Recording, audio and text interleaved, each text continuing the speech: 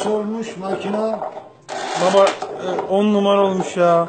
Evet, %100 Ahmet Üstün yapımı. Evet. Zeytin kırma makinesi. Üstünoğulları zeytinyağı fabrikası kuracağız inşallah bu gidince. Öyle giderse. Çalıştırın mı makinayı? Çalıştır.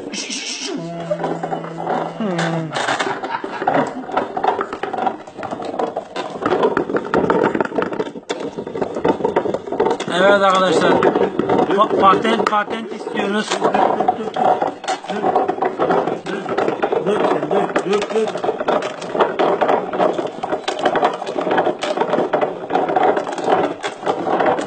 %100 ahşap.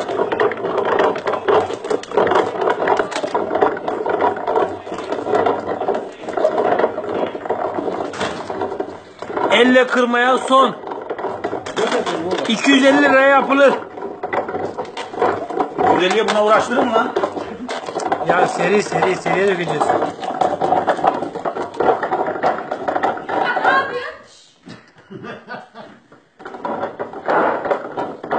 Makine boşa çalışıyor. Ben de doldurayım.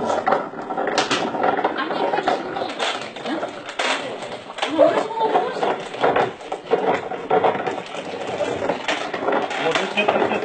Desteklerinizi bekliyoruz. Bir dahaki sefere motorlu inşallah.